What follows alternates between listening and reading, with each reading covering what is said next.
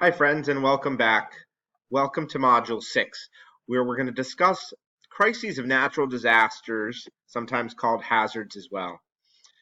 A crisis of a natural disaster also can be referred to as a hazard, is really the classic case of what a crisis is and has been throughout our history.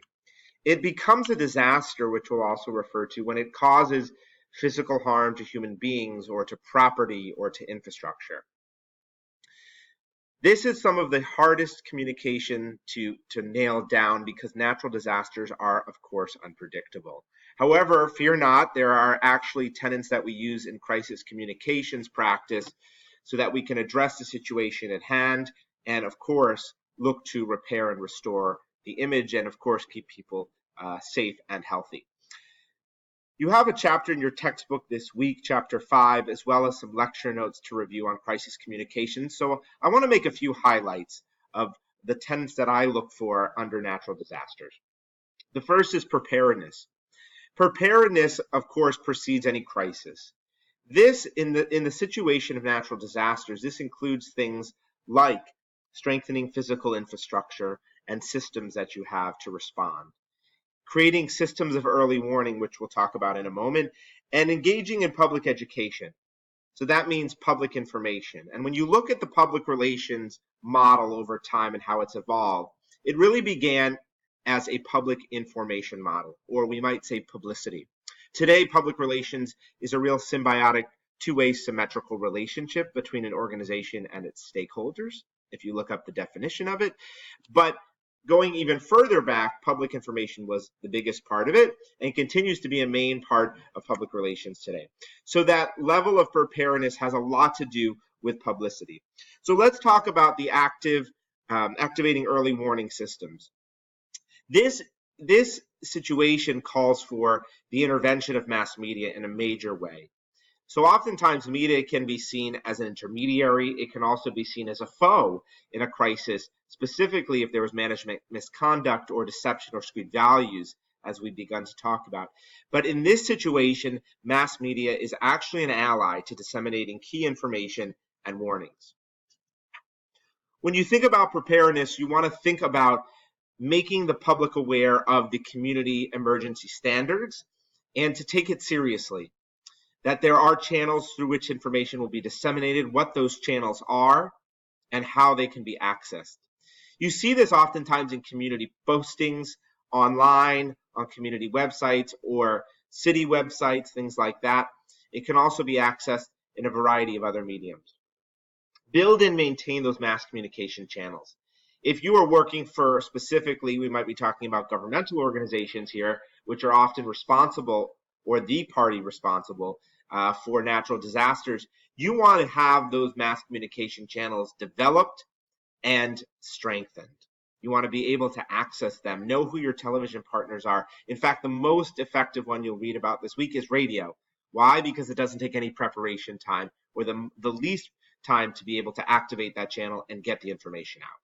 So you want to be able to access those channels and to be able to disseminate quickly. Exchanges of information should also be encouraged prior in the preparation stage. Now, we'll talk about the response in a couple of minutes, but you really want to work together with all parties involved. This could be private corporations who are responding. This could be community organizations. This could be local individual citizens.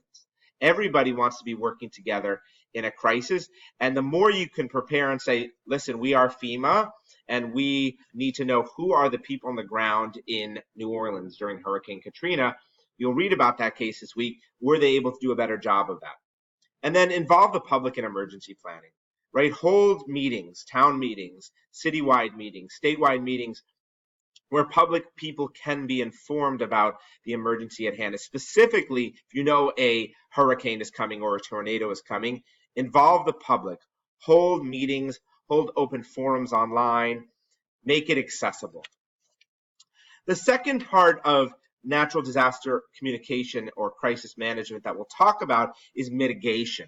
Okay, mitigation is obviously lessening the effects. Where preparedness is more contingency planning related to risk, and we've covered contingency planning before, mitigation is instilling infrastructure to limit the risks and the harm that these disasters can actually incur. So for instance, in the case of the Hurricane Katrina in New Orleans, what type of mitigation techniques were utilized to save lives? Or were there enough techniques of mitigation utilized? So that's for you to assess. The third part that I'd like to discuss is the response. There needs to be quick response in a natural disaster because lives are on the line, friends, okay? Implementation here of the sound contingency plan will allow you to respond quickly. There needs to be the inclusion of evacuation of people. There needs to be crisis response in terms of search and rescue. There needs to be the providing of emergency management and services, law enforcement, crisis communicators, governmental officials, all again need to be in that preparation phase and need to respond quickly. Obviously, there are some crises you'll read about, whether they're in America or Asia or other parts of the world, where that was not the case, okay? And people's lives were lost as a result of it. Especially in Katrina, you could say that FEMA didn't prepare well and they didn't respond well, okay? And so that quick active response could have saved lives. And then we want to think about, finally, the relief and recovery efforts. This is kind of related, different than the image restoration, you might call it, in a corporate crisis, where this is a natural crisis. We're not trying to restore an image right away, right? FEMA might have been trying to do that afterwards, but that's more of a PR case than an on-site crisis communications case. Here, we're trying to save lives.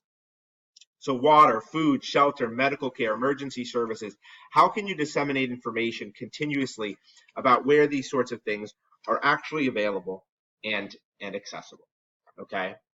This is actually a process that was developed by FEMA, and so you'll read a little bit more about that this week. But public and private institutions need to work together in crises. Citizens of counties and states and cities need to be participants, as I've referred to, because they are on the ground. They are seeing things sometimes that organizational agencies are not seeing. And so they can become key messengers, they can become key stakeholders in a natural disaster crisis situation.